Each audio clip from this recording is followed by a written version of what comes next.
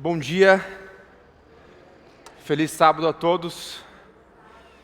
Eu queria primeiramente aqui parabenizar o grupo de louvor pelo lindo trabalho que eles estão realizando. Eu não sei você, mas eu pude sentir a presença do Espírito Santo através das músicas que já foram entoadas aqui nesta manhã e eu não pude segurar ali a emoção. E Deus seja louvado, porque você aceitou o chamado de Jesus para estar aqui nesta manhã, para adorar a Deus, para celebrar tudo aquilo que Deus fez em você e através de você durante a semana. Eu estou muito feliz de estar tendo o privilégio de mais uma vez dividir o pão da vida com todos nós. Antes, porém, de abrirmos a palavra de Deus, eu tenho um anúncio muito importante. É com relação à escola sabatina. Hoje nós teremos a classe do hall do berço. Então você papai, você mamãe, que trouxe seu neném, seu filhinho, sua filhinha, hoje nós teremos a classe do hall do berço. Tá ok? Então acabando aqui o culto, você pode se dirigir à classe do hall do berço. Queridos amigos, queridos irmãos e irmãs em Cristo Jesus, hoje nós começaremos uma semana de reavivamento com o tema Buscando Primeiro o Reino. Nós começaremos agora, neste momento, com a palavra, o estudo da palavra, e durante a semana nós teremos o privilégio de assistir às 7:30 da noite, toda a noite, pregações de pastores maravilhosos, homens de Deus, com essa temática, buscando o primeiro reino, uma semana de reavivamento familiar, e você não pode ficar fora dessa. Nós estamos divulgando os canais que serão transmitidos pelo WhatsApp, pelas redes sociais, então fique atento para acompanhar toda essa semana de reavivamento, buscando primeiro o reino. Nós iniciaremos agora, certo? E encerraremos no presencial no sábado que vem, ok? No dia 21 de agosto, que será, domingo que vem, ok? Maravilha? Querido, querida, eu queria pedir para você, por gentileza, abrir sua Bíblia no livro de 1 Samuel. 1 Samuel. Capítulo 1.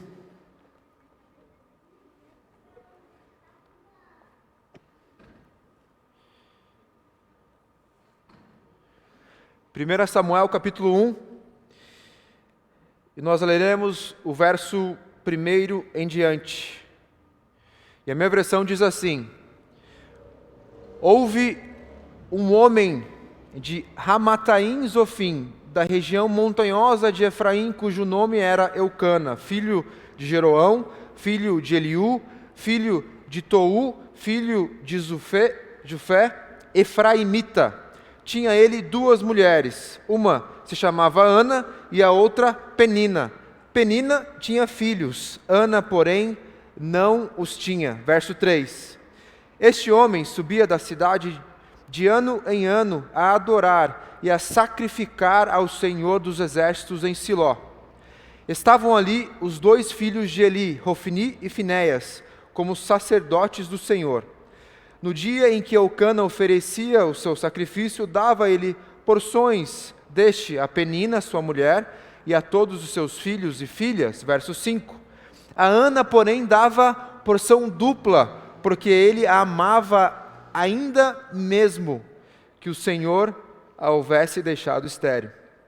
Verso 6. A sua rival a provocava excessivamente para a irritar, porquanto o Senhor lhe havia cerrado a madre. E assim o fazia ele de ano em ano. E todas as vezes que Ana subia à casa do Senhor, a outra a irritava, pelo que chorava e não comia. Verso 8. Então Eucana, seu marido, lhe disse: Ana, por que choras? E por que não comes? E por que estás de coração triste? Não te sou eu melhor do que 10 filhos? Feche seus olhos, do jeito que você está, vamos falar com Deus. Paizinho querido, mais uma vez, nos colocamos diante da sua presença, Senhor, reconhecendo que não somos nada, reconhecendo, ó Pai, que necessitamos da sua graça, necessitamos da sua misericórdia para viver. Paizinho querido, nós pedimos mais uma vez, Pai, que Teu Santo Espírito abra o nosso entendimento, que Teu Santo Espírito, de uma maneira toda especial e sobrenatural, toque nosso coração, a nossa mente neste momento, para que a gente ouça, ó Senhor, a Tua voz, e a Tua voz somente. Por favor, ó Pai, tudo isso lhe pedimos, no nome do Teu Filho amado Jesus. Amém. Amém. Se eu fizesse para você a seguinte pergunta, em sua opinião, como você definiria uma família cristã? Eu tenho certeza que você teria uma resposta na ponta de sua língua. Sabe por quê? Porque todos nós temos uma imagem de como deveria ser uma família, de como deveria ser a igreja como um todo. Nós sonhamos que nós, membros, sejamos como os membros de Bereia. Vocês lembram muito bem? Os de Bereia, de Atos 17:11, eles buscavam a Deus no estudo da palavra, em oração, e viviam uma vida em missão a Deus. E assim, uma igreja viva e poderosamente espiritual, ela é composta de famílias que buscam o Senhor na palavra dEle, que buscam o Senhor na oração, que gastam tempo ensinando seus filhos, suas filhas, os caminhos de Jesus, os caminhos do Senhor. E eu pergunto para você nesta manhã, você deseja que a sua família seja um conduto de bênçãos nas mãos do Senhor? Amém. Agora, eu gostaria de convidar você a embarcar junto comigo numa viagem ao passado. Destino, tempo dos juízes. O tempo dos juízes foi um dos períodos mais atribulados da história do povo de Israel. A degradação moral e espiritual era clara, era evidente. E os 2 primeiros capítulos deste livro maravilhoso de 1 Samuel relata a história de uma família daquela época, sem filtros, sem retoques. E neste contexto todo conturbado, espiritualmente e politicamente falando, nós nos deparamos com a história de um homem chamado Eucana e suas mulheres, Ana e Penina. Eucana, cujo nome significa Deus possui, Deus cria, habitava na região de Efraim, mas o interessante é que ele pertencia à tribo de Levi, de acordo com 1 Crônicas 6:23. E ele não só pertencia à tribo de Levi, como ele mesmo era um sacerdote. Ele não estava mais em ofício, não trabalhava mais como sacerdote, mas ele era um sacerdote. Mas como assim, pastor? De onde você tirou isso?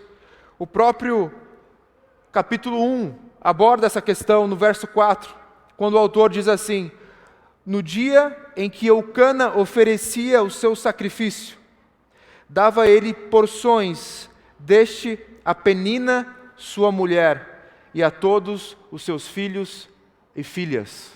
Somente o sacerdote poderia separar uma porção de seus sacrifícios, uma porção dos sacrifícios do povo no qual ele estava intercedendo para alimentar-se, para alimentar sua família. Mas o mais curioso é que mesmo Eucana sendo um sacerdote, pertencendo à tribo dos levitas, ele optou por ter 2 mulheres. O relato bíblico menciona Ana em primeiro e depois Penina. Isso quer dizer que Ana era a primeira esposa, mas Ana, de acordo com a história, era estéril. E como Ana era estéril, Eucana então escolhe possuir outra mulher, Penina. E eu pergunto agora para os meus amigos homens: uma mulher, em sua opinião, não é suficiente? Sim ou não? Sim ou não? É mais do que suficiente, não é verdade? Uma mulher já é bênção demais, é bênção pura. Queridos, nunca foi da vontade de Deus que o homem tivesse mais de uma mulher. Ele tolerou este ato humano. Quando Deus criou o homem, Ele criou Adão e Eva. Não criou Adão, Eva e Maria, ou outra mulher. Então, Eucana opta por ter essa outra mulher, Penina. E a história relata que toda vez que Eucana levava sua família em Siló, que ficava entre Betel e Siquém, onde ali havia um santuário, o primeiro santuário de Israel, com a arca da aliança. Toda vez que eles iam neste lugar, o texto relata que Penina maltratava Ana, que Penina dizia coisas ruins, coisas maldosas a Ana. E todos esses exemplos na Bíblia que relatam homens que escolheram, que optaram por ter uma segunda esposa, nós encontramos as consequências negativas deste passo errado. E o caso de Eucana não é uma exceção. E o narrador apresenta as relações tensas dentro dessa família. Você sabe muito bem que naquela época, uma mulher estéril, ela era discriminada, ela era depreciada, ela sentia-se uma vergonha sem tamanho, ela sentia-se amaldiçoada. E mesmo no local de adoração, Penina continuou a denegrir Ana com palavras que feriam sua alma, porque Ana não tinha filhos. Exatamente quando eles mais precisavam de uma atitude alegre, para que a sua adoração se tornasse uma experiência realmente sincera, tudo se transformou em amargura, conflito e decepção. E eu tento imaginar o que Penina dizia a Ana ali, naquele momento. Sei lá, talvez Penina dizia a Ana assim: você não serve para nada, você deveria pedir divórcio do nosso marido Eucana, eu deveria ser a esposa principal. E Ana não poderia fazer nada a não ser orar, se retirar daquela que deveria ser a celebração, um culto de adoração, se retirar em lágrimas. Esse não é somente um retrato de uma família em crise espiritual e relacional, mas um retrato do que estava acontecendo naquela época, em uma escala diferente, no nível de toda a nação. Peregrinos de todo o país vinham a Siló por um único motivo: para adorar a Deus. E quando a gente vai para 1 Samuel capítulo 2, versículo 12, nós encontramos o relato dos filhos de Eli, do sumo sacerdote, que eram sacerdotes. E o relato bíblico diz assim: eram, porém, os filhos de Eli filhos de Belial, e não se importavam com o Senhor. Ou seja, aqueles que deveriam receber o povo, aqueles que deveriam auxiliar o povo, todos esses peregrinos que vinham de todo o país para adorar a Deus, não se importavam com as coisas do Senhor. A nação israelita nesse tempo não estava organizada politicamente. Era uma situação tribal, sem uma conexão governamental sólida. E pela irregularidade da vida espiritual, chegou o momento que Deus largou mão de seu povo. E sem a proteção direta de Deus, foram invadidos e escravizados por diversas vezes e por vários povos. Por exemplo, foram escravizados por Eglon, foram entregues a Jabim, rei de Canaã, foram escravizados pelos midianitas, foram invadidos pelos filisteus. Em resumo, a Bíblia diz que nessa situação caótica, cada um fazia o que bem entendia. Eu desafio você a ler o livro de Juízes, e você vai encontrar todas esses relatos e muito mais acerca de um povo rebelde, acerca de um povo que escolheu por muito tempo viver longe de seu Criador. 1 Samuel 2,17 relata que os próprios filhos de Eli, o sumo sacerdote, eram culpados de um grande pecado, porque desprezavam a oferta do Senhor. E neste quadro sombrio e desolador, Ana percebeu que se existisse um homem ungido pelo Senhor, essa situação poderia mudar. Em 1 Samuel, capítulo 1, versículo 11, Ana faz um voto, acompanhe comigo. 1 Samuel, verso 11.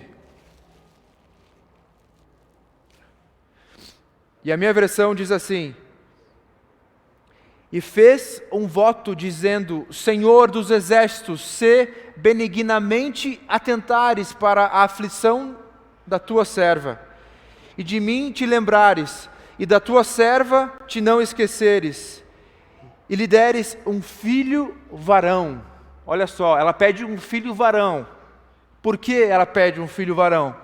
E o texto continua: ao Senhor o darei, porque todos os dias da sua vida, e sobre a sua cabeça não passará navalha. Ou seja, muito antes de Deus conceber Ana este filho, ela já havia dedicado Samuel com um voto de Nazireu. Agora, com essa triste história, vemos que a estratégia do diabo é arruinar os filhos de Deus. Mas como assim, pastor, arruinar os filhos de Deus? Que estratégia é essa? É simples, queridos.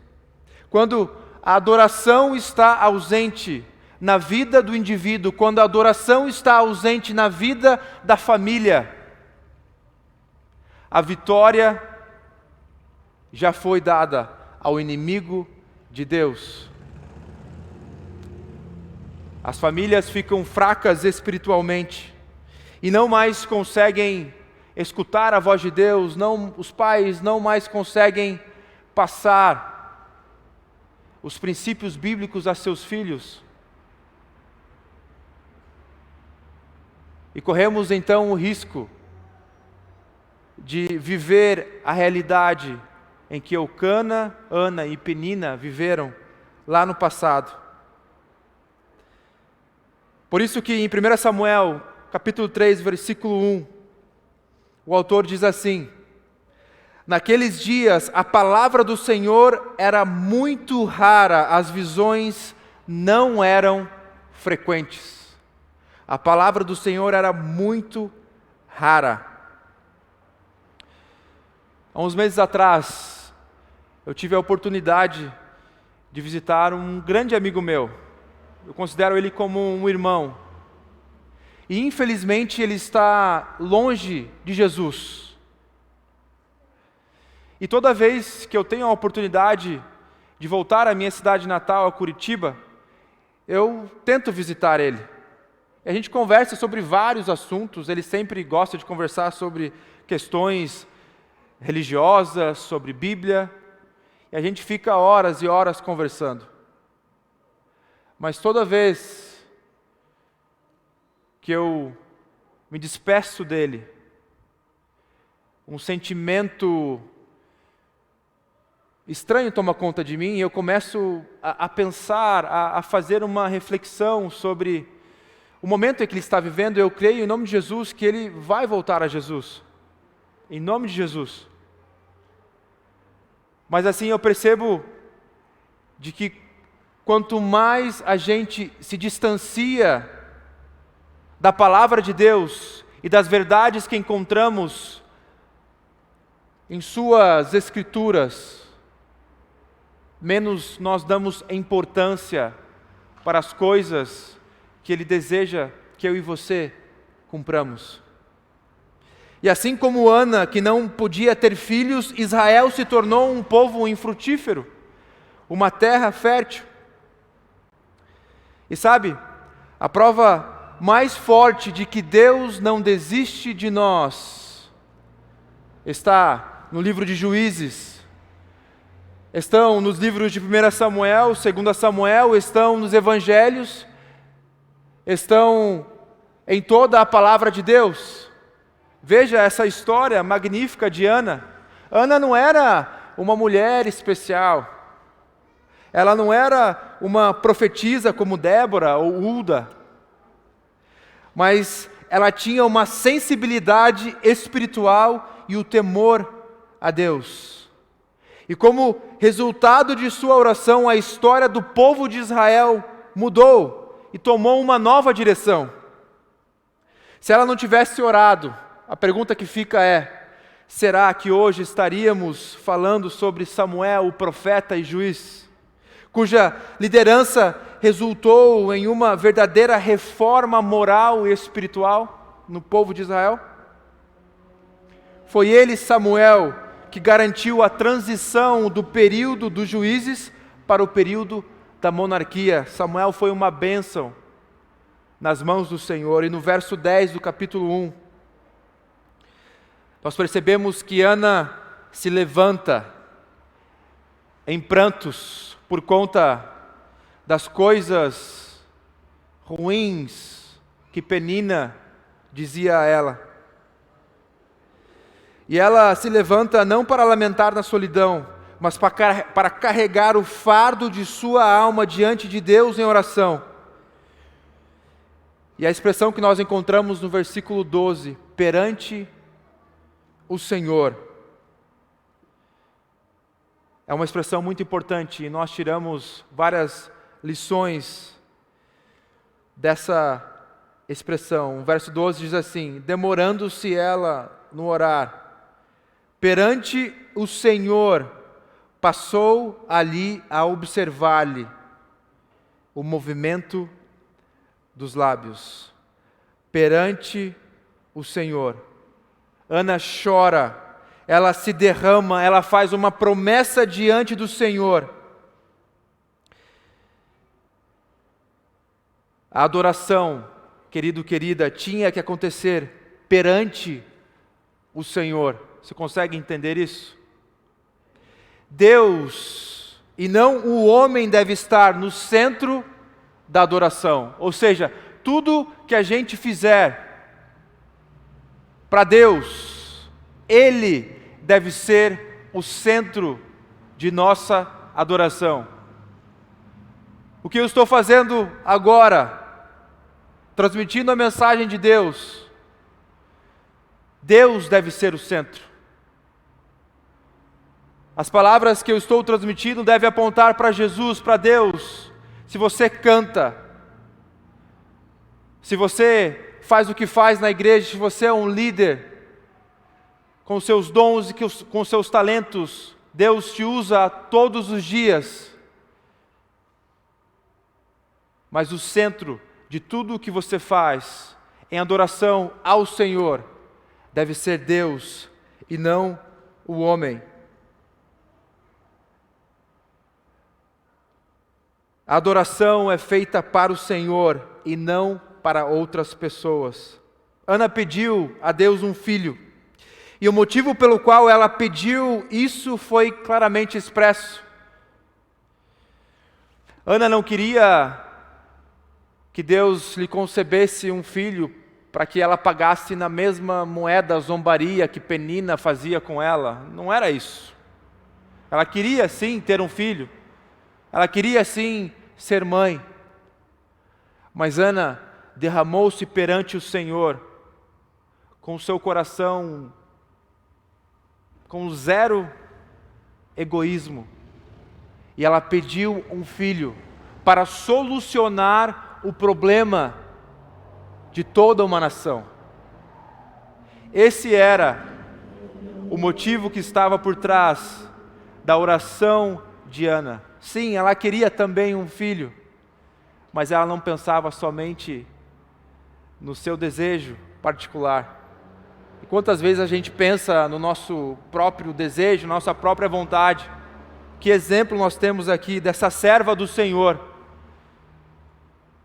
que enxergou o quadro geral, orou a Deus, clamou a Deus para que Deus enviasse um homem que fosse usado por Ele para solucionar o problema espiritual de toda uma nação. Ana sabia que um relacionamento verdadeiro com Deus, como qualquer relacionamento, não se desenvolve apenas pedindo, mas também dando. Um relacionamento com Deus não se desenvolve apenas pedindo, mas também dando. E permanecendo perante o Senhor, Ana faz uma promessa a Deus, que ela devolveria seu filho a Ele. E nós vemos isso acontecendo, essa promessa sendo cumprida, no verso 22. E a minha versão diz assim: Ana, porém, não subiu e disse a seu marido: quando for o menino desmamado, levá-lo-ei para ser apresentado perante o Senhor, e para lá ficar para sempre. Verso 26 em diante. E disse ela: a meu Senhor, tão certo como vives, eu sou aquela mulher que aqui esteve contigo orando ao Senhor. Por este menino orava eu, e o Senhor me concedeu a petição que eu lhe fizera.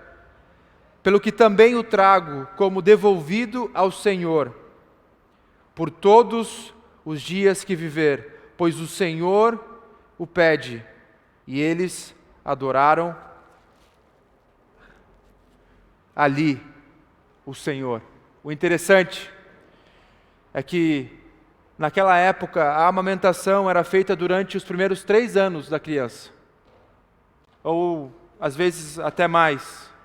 Agora imagina você pai, você mãe, levando o seu filhinho pequeno com cerca de 3 anos de idade, o filho que você tanto sonhou, que você tanto pediu a Deus, para viver com uma pessoa diferente. Não era uma pessoa desconhecida, mas com uma outra pessoa, no lar do sacerdote, do sumo sacerdote ali.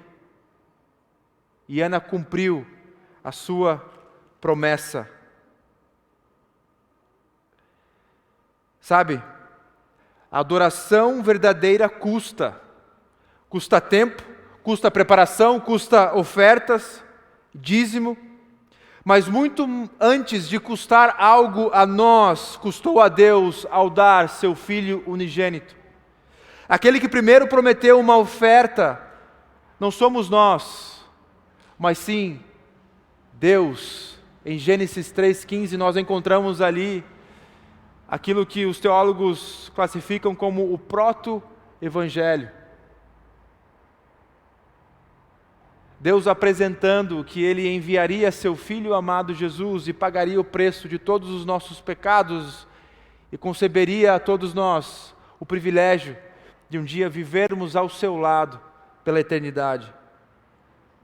E Ana não só faz promessas a Deus, mas também mantém sua palavra. Sabe, existem muitas verdades que nós podemos extrair deste texto e dessa história. Podemos ver, por exemplo, como Deus pode usar as experiências negativas que acontecem em nossas vidas para criar algo maravilhoso, e Deus é perito em fazer isso. Ele pega algo adverso, algo ruim que está acontecendo na nossa vida e transforma em bênção, transforma em algo maravilhoso. E Ana aprendeu a confiar em Deus e em todas as coisas que estavam em seu controle.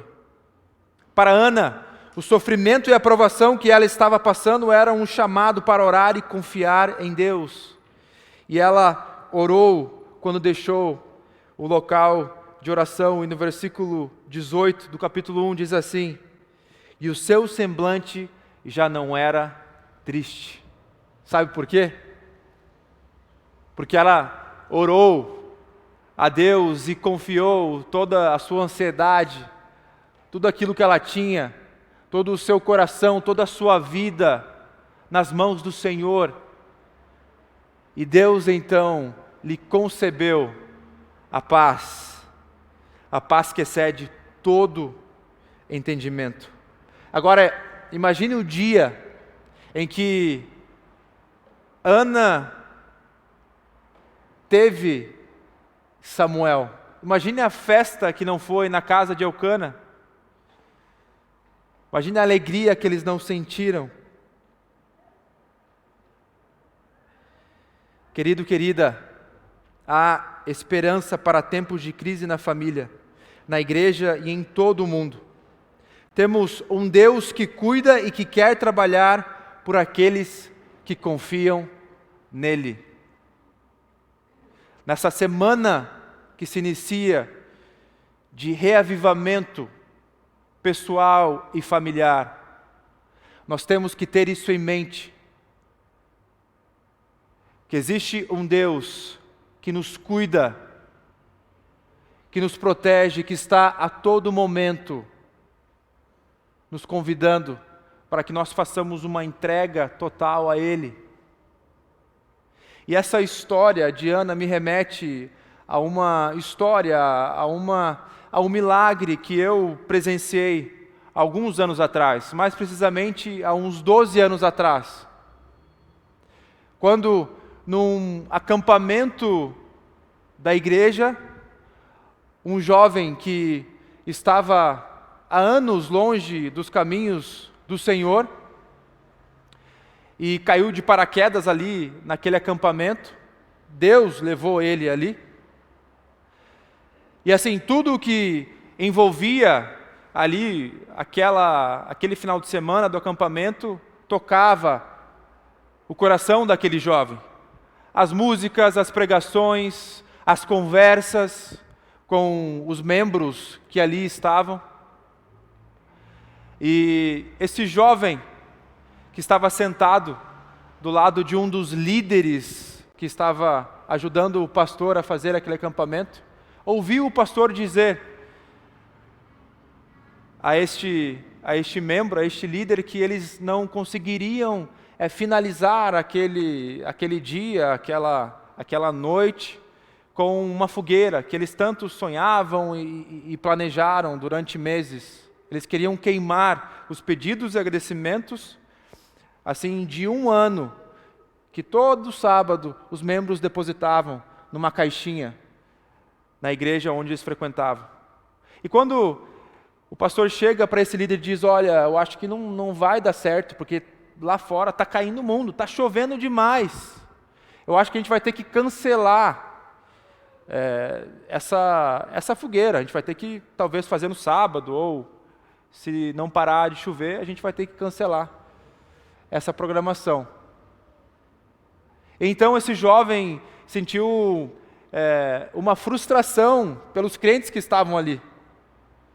E ele se dirige ao pastor e diz assim: pastor, o negócio é o seguinte, eu vou lá fora, vou ficar lá na entrada do auditório, do lado de fora, vou ficar espiando o Senhor falar, e quando o Senhor terminar aí o que o Senhor vai falar, se a chuva parar, eu te dou um toque. O pastor olhou para ele, beleza.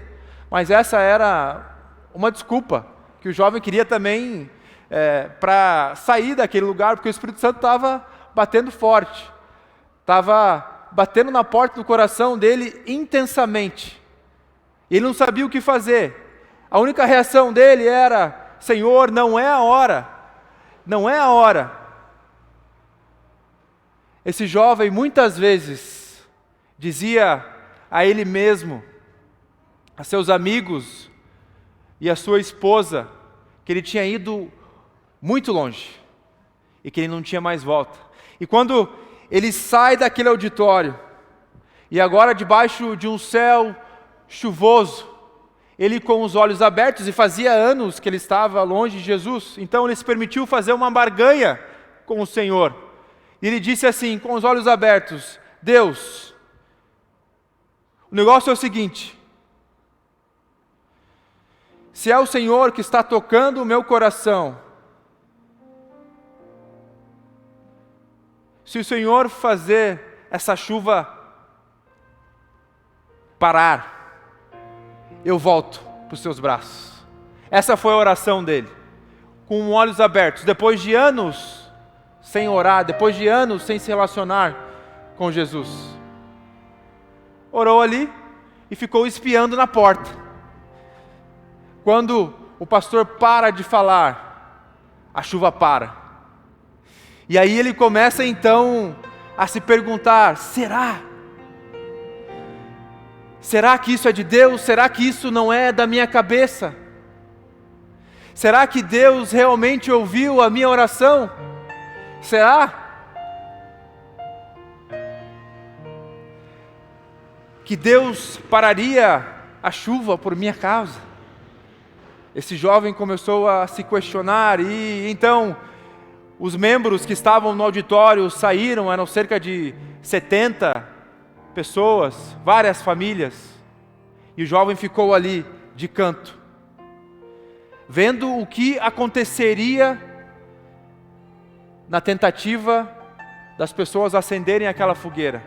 Ele disse para si mesmo: não vai ter jeito, a madeira está encharcada, choveu demais, não vai pegar fogo. Porém, na primeira tentativa daqueles homens, a fogueira pegou fogo.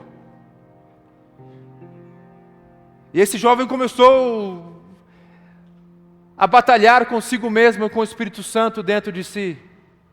E o pastor então falou mais algumas palavras, fez um fechamento, fez uma outra oração. As famílias foram se despedindo, foram se dirigindo para os seus quartos, ele foi ficando. Quando ele se deu conta, o pastor estava do seu lado,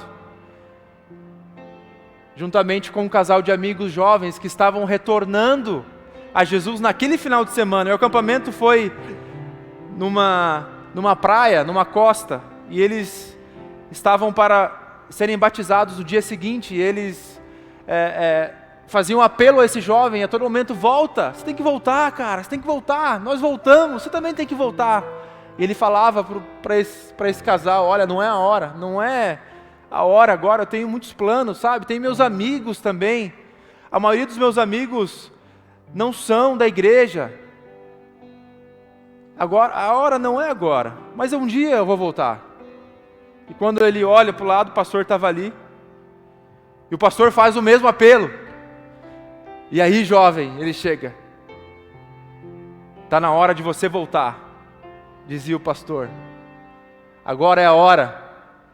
E aquele jovem, novamente, argumentou: pastor, mas eu tenho amigos e tal, agora não é a hora, um dia talvez eu volte, mas agora não é a hora, pastor. Então Deus usou aquele pastor para confirmar que aquele milagre que Deus havia feito a ele realmente vinha de Deus, realmente havia acontecido. E mesmo antes do jovem contar aquela experiência para o pastor e para os demais membros daquele acampamento, o jovem decide retornar a Jesus. E ele então, em prantos, abraça o pastor, abraça seus amigos, abraça seus familiares, conta a história depois para o pastor, e o pastor: olha, é isso, é Deus, o que você achou que era? Deus respondeu a sua oração.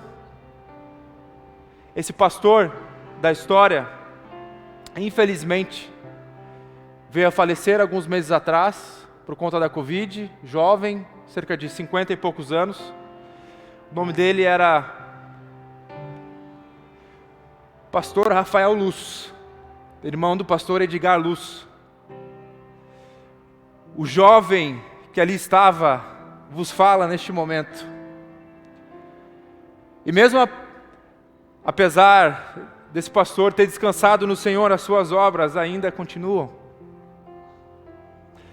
E sabe, queridos, queridas, Deus teve o carinho de confirmar aquele milagre que Ele havia feito por mim, não porque eu sou especial, mas porque eu precisava daquele milagre. Talvez aquela seria a minha última oportunidade. E eu me lembro que, quando eu estava retornando onde nós morávamos na época, esse acampamento aconteceu no país de Gales. Eu fui visitar a minha família, a história é longa, mas eu diminui aqui. Eu retornando à Itália agora, transformado pelo poder do Espírito Santo, e orando no avião, dizendo: Deus, como que eu vou me comportar agora com os meus amigos? O que eu vou dizer para eles, Senhor? Os meus amigos não acreditam em Deus. Como que eu vou passar para eles o que eu estou sentindo?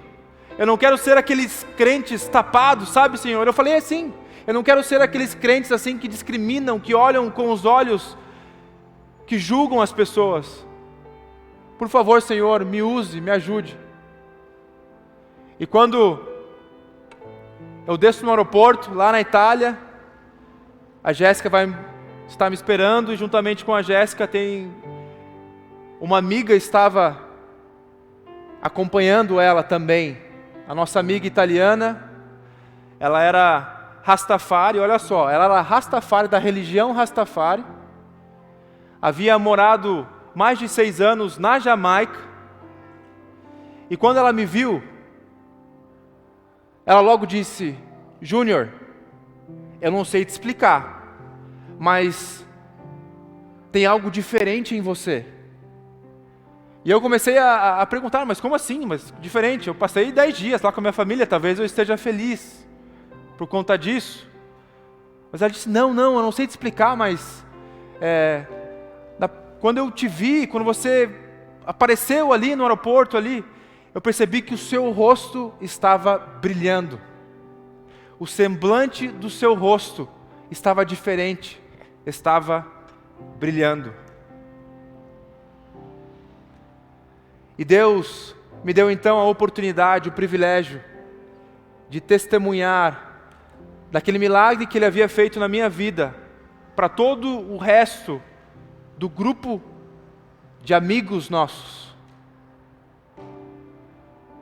E quando ela me disse isso, eu falei para ela: agora é a hora de contar a minha história, agora você vai ouvir. Eu contei isso para ela, em detalhes, sabe, do que havia acontecido nessa experiência de 10 dias, depois de 6 anos, mais ou menos, longe de Jesus.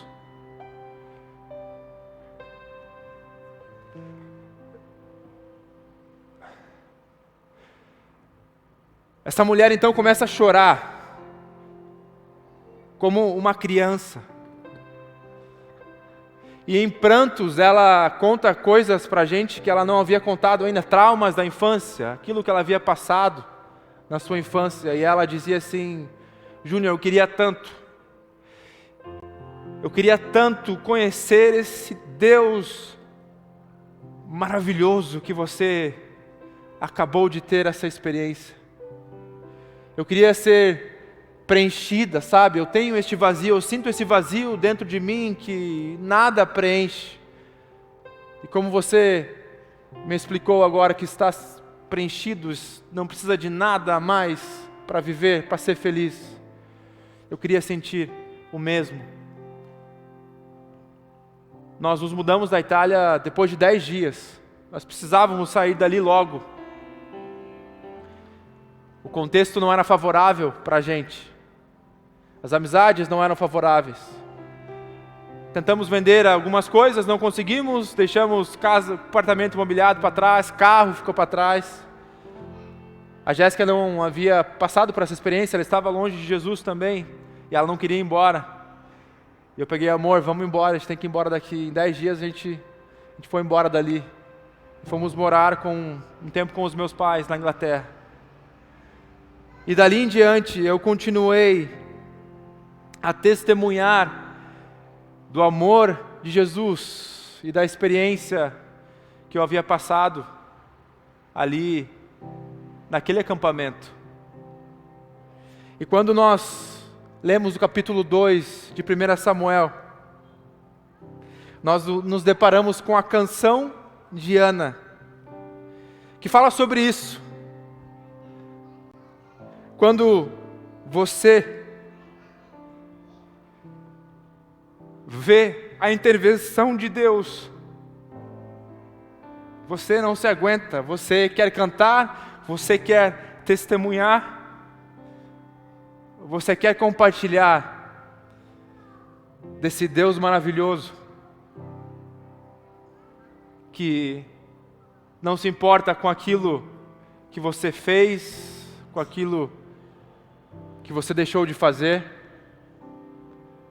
mas se importa com aquilo que você pode fazer hoje, entregando sua vida a Jesus.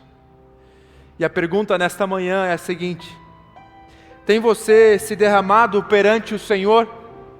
Tem você oferecido tudo aquilo que lhe pertence a Ele? Deus quer promover um reavivamento, uma reforma espiritual, não só na sua vida, mas em sua família. Quantos aqui gostariam de experimentar a presença de Jesus de uma maneira toda especial e real em sua vida? Levante a mão. Amém. Amém. Deus seja louvado. E que assim como Ana, eu e você possamos nos derramar diante do Senhor, buscando a Ele em oração, deixando os nossos desejos de lado, e intercedendo pelos nossos queridos, pelo povo, pelos nossos amigos e parentes que precisam de um milagre. Que Deus os abençoe.